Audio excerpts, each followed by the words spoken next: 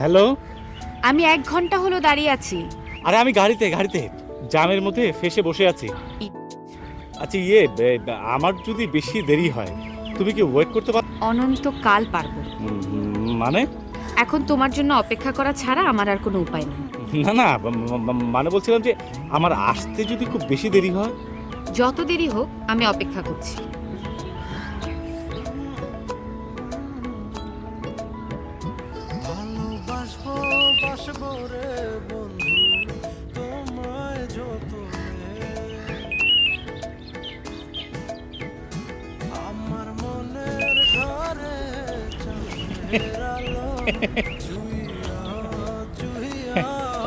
না।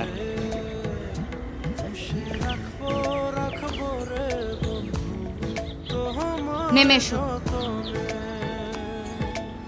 বুঝতে পারলাম না